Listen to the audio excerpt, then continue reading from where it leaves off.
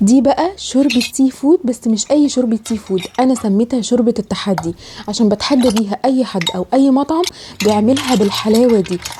هخليكم تشربوا شوربة سي فود مع كل معلقة تقولوا الله. اول حاجة هنعمل الاساس وهي الشوربة اللي هنسوي فيها السي فود بتاعنا. هجيب حلة على نار متوسطة وهحط فيهم قطعتين من الزبدة صغيرين.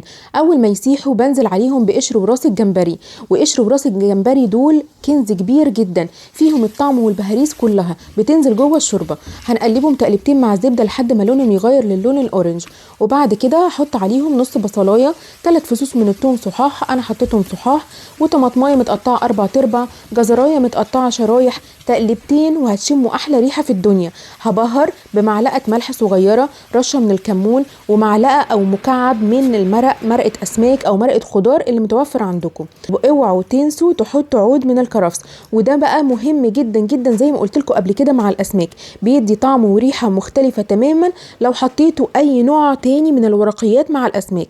نقلبه بقى تقليبه كده وهتطلع كل النكهات مع بعضها، وبعد كده نغمرهم بالميه المغليه وهغطي وهنقلها على العين الصغيره تغلي براحتها على نار هاديه لمده نص ساعه. وفي الوقت ده بقى هحضر السي فود بتاعنا. حله تانية على نار متوسطه العاليه بحط 3 مكعبات من الزبده، وهحط عليهم بصله صغيره متقطعه مكعبات صغير، اخدها تقلبتين مع الزبده لحد ما تبقى لونها شفاف بس مش عايزه لونها يغير نهائي. وبعد كده بحط فصين من الثوم صحاح عشان دي شوربه في الاخر مش عاوزه نكهه الثوم تبقى واضحه او قويه، يعني تدي ريحه وطعم الثوم من دون ما نحس بيه. ونقلبه بقى تقليبه كده مع البصل والزبده، وبعد كده عود من الكرفس اللي هو جزء العود من غير الاوراق متقطع صغير، ونقلب كمان الكرفس مع البصل والثوم.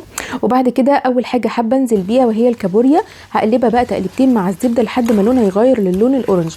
وبعد كده بنزل بقى بالجندفلي عليها واقلب برده تقلبتين.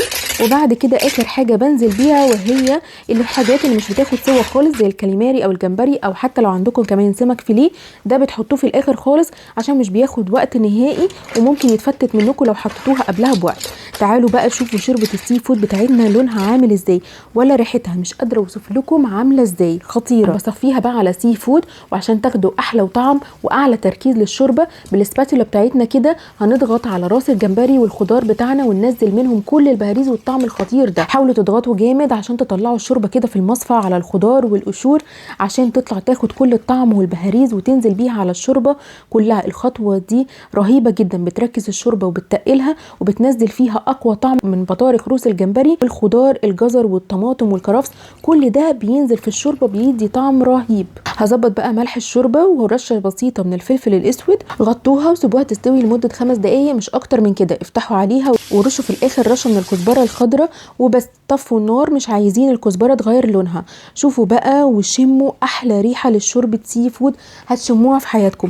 بصوا بقى جمالها رهيبه ازاي، جمال لا يوصف.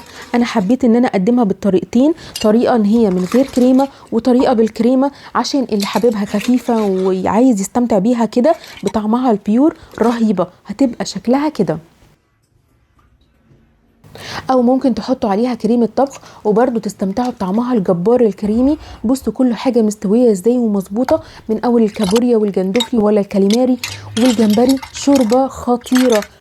كلوا بقى واشربوا وازازوا واستمتعوا باحلى واقوى وصفه لشوربه السي فود مش هتلاقوها في اي مكان بره، سواء بقى هتشربوها من غير كريمه او هتشربوها بالكريمه، انتوا بقى وذوقكم. ولو عجبكم الفيديو وعجبتكم الوصفه ما تنسوش تعملوا لي لايك وشير، وما تنسونيش. انا منى الموان، وباي باي.